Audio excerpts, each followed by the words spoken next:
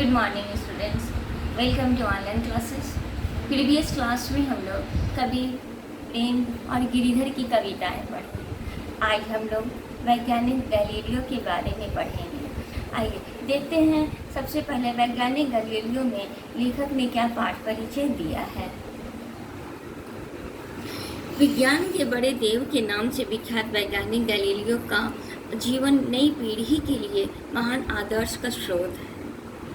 लेखक जयप्रकाश भारती द्वारा उनकी जीवनी को संक्षेप में प्रस्तुत करने का यह सराहनीय प्रयास है। निश्चय ही छात्रों को प्रेरणा मिलेगी और वे भी अच्छे वैज्ञानिक बनकर राष्ट्र व मानवता की सेवा करेंगे। अब देखते हैं पाठ। धरती सूरज के चारों ओर घूमती है, यह बात आज सब जानते हैं। कोई इसके विपरीत कुछ नहीं कह सकता। कहे तो लोग उसकी नादानी पर हंसे, लेकिन जब गैलीलियो ने धरती के घूमने की बात कही तब लोग बिगड़ उठे, उनकी जान के दुश्मन बन गए। उन्होंने गैलीलियो को धर्म का दुश्मन कहा। उन पर लोगों को गुमराह करने का मुकदमा दायर हुआ। धर्म पुस्तकों का अपना अपमान करने का आरोप भी लगाया गया। मुकदमा दिखाने भर का था। आखिर फैसला दिया गया, या तो गैलीलियो माफ़ी मांगे या फिर फांसी पर चढ़े।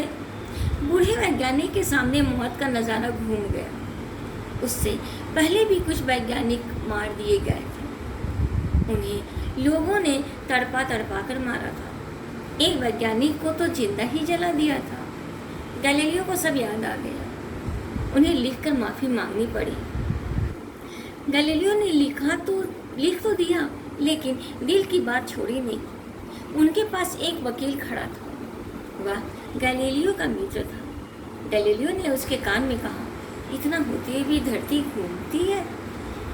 इटली में एक पुराना शहर है, उसका नाम पीसा है। पीसा में एक मीनार बनी हुई है। वह मीनार एक ओर झुकी हुई है, फिर भी गिरती नहीं। इस मीनार के कारण वह शहर बहुत प्रसिद्ध हो गया है। इसी शहर में गैलीलियो का जन्म हुआ था। सन 1564 ईस्वी की बात है। गैलीलियो के पिता बड़े नेक आदमी थे। उनका अधिकांश समय धार्मिक कार्यों में बीतता था। उन्हें संगीत में बड़ा आनंद आता था। वे उसी में खोए रहना चाहते थे, लेकिन पेट पालने के लिए भी तो कुछ चाहिए। इसके लिए वे ऊन का व्यापार करते थे। गैलीलियो भी अपने पिता की तरह गाने लगे। वे बांसुरी बहुत अच्छी बजाते थे। कला में उनकी बहुत रुचि थी। बचपन में उनका ही बहुत सधा हुआ था। उनके चित्र देखकर लोगों को यकीन अर्थात विश्वास ही नहीं आता था कि ये चित्र गैलीलियो के बनाए हुए हैं। लोग उनसे प्यार करने लगे। उनके साथी उन पर जान देते थे। पिता चाहते थे कि गैलीलियो डॉक्टर बने। वे पीसा विश्वविद्यालय में दाखिल हो गए। वहाँ डॉक्टरी पढ़ने लगे, लेकिन मन डॉक्टरी में नहीं लगता था। उनकी गणित में रुचि थी। वे वैज्ञानिक बनना चाहते थे।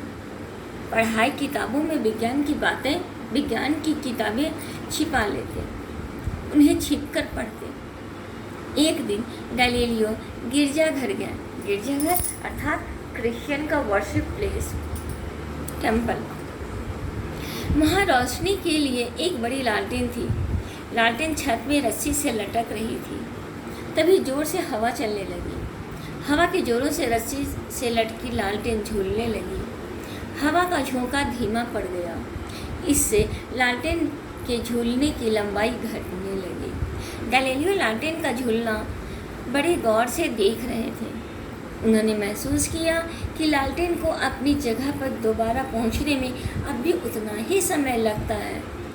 झूलने की लंबाई कम होने से समय पर कोई असर नहीं पड़ा। Thank you.